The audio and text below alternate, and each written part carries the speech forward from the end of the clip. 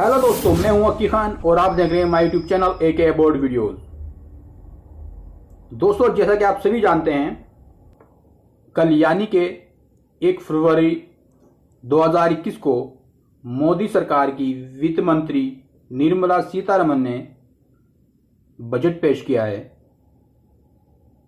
ये बजट अपने आप में कुछ खास है और ऐसा बजट 73 सालों में पहली बार पेश हुआ है। और इस बजट से ये तो साफ दिख रहा है कि सरकार को अपने वादे पूरे करने के लिए जो पैसा चाहिए वो सरकार के पास नहीं है, और सरकार ने इसका एक ही उपाय निकाला है कि सरकारी संपत्ति को सरकारी कंपनियों को निजी सेक्टर, प्राइवेट सेक्टर में दे दिया जाए। ये मैं नहीं कह रहा, ये बजट कह रहा है। आप देखें, आप इसका विश्लेषण करें तो आपको भी पता लग जाएगा। तो इस बजट की पहली बात क्या है?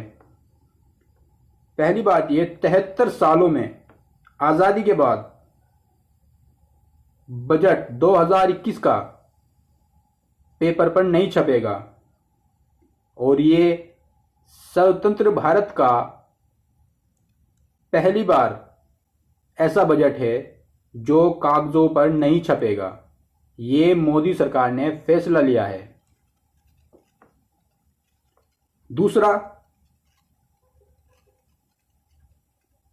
इसमें सरकार अपना बजट पूरा करने के लिए पहली बार देश की बड़ी बड़ी 5 सरकारी कंपनियों को प्राइवेट सेक्टर में बेचेगी। वो कौन कौन सी कंपनी है वो भी बताएंगे आपको। और मोदी सरकार ने किसानों को इस बजट में बहुत बड़ा झटका दिया है। मोदी सरकार ने इसमें पेट्रोल पर 2.5 रुपये और डीजल पर 4 रुपये एग्रीकल्चर सेस का प्रस्ताव रखा है। इसमें वैसे तो वित्त मंत्री ने कहा है, जो वित्त मंत्री सीतारमण है, उन्होंने कहा है कि इससे ग्राहकों पर, किसानों पर कोई फर्क नहीं पड़ेगा। ये सेस जो है, जो तेल कंपनियां हैं वो देंगी, लेकिन आने वाले समय में इसका सीधा असर किसानों पर और ग्राहकों पर पड़ेगा और महंगाई बहुत ज्यादा बढ़ेगी। तो चलिए बताते हैं कौन कौन सी कंपनियां हैं जो सरकार प्राइवेट हाथों में बेच रही है। BPCL, Bharat petroleum corporation limited.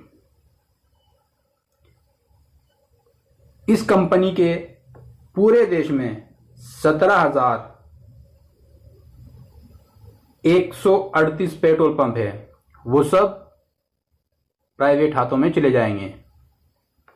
दूसरी कंपनी है एयर इंडिया, और इसमें सरकार ने बताया है कि इस कंपनी एयर इंडिया पर लगभग 60,74,00,000 का कर्ज है, इसलिए इसको बेचना पड़ रहा है, इसका कर्ज चुकाने के लिए। तीसरी कंपनी है Concor, container corporation of India limited. इसको भी प्राइवेट हाथों में बेचा जा रहा है। यह भी एक बहुत बड़ी सरकारी कंपनी है। और चौथे नंबर पर आती है LIC, life insurance corporation of India. ये भी सरकार प्राइवेट हाथों में बेच रही है, और इसकी 25% जो हिस्सेदारी है वो सरकार बेच रही है। बाद में धीरे धीरे सब बिक जाएगी। और 5वीं कंपनी है जो बहुत बड़ी कंपनी है, SCI, shipping corporation of India. ये भारत सरकार के अंतर्गत आती है और बहुत बड़ी कंपनी है। ये जितना भी समुद्र के रास्ते कंटेनर जाते हैं, शिपिंग होती है, ये कंपनी पूरे वर्ल्ड को कंटेनर उपलब्ध कराती है और उनका आने जाने की व्यवस्था कराती है। इसको भी सरकार बेच रही है। और इस बजट से जो मिडिल क्लास के लोग हैं, गरीब लोग हैं और जो नौकरी पेशा लोग हैं, सैलरीड लोग हैं, उनको बहुत बड़ा झटका लगा है। लोगों ने सोचा था, जो नौकरी पेशा लोग हैं, कि शायद कोरोना काल हुआ है, इसमें नौकरियां अच्छी नहीं गई तो शायद टैक्स में कोई छूट मिलेगी, कुछ फ़ायदा होगा। लेकिन इनको बहुत बड़ा झटका मिला है। इसमें इनको कोई सहूलत नहीं मिली, कोई बदलाव नहीं हुआ टैक्स में और ना ही कोई छूट मिली है। तो सीधे तौर पे ये कहा जाएगा कि इस 2021 में जो बजट हुआ है, इसमें ना ही तो गरीबों को, किसानों को कोई राहत नहीं मिली।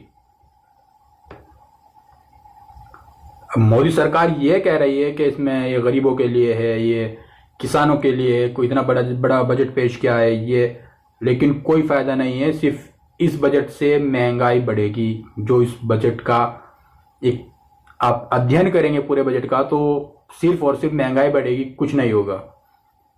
तो दोस्तों, कैसी लगी मेरी जानकारी? अच्छी लगी तो एक लाइक शेयर ज़रूर करना और कमेंट में बताना। धन्यवाद।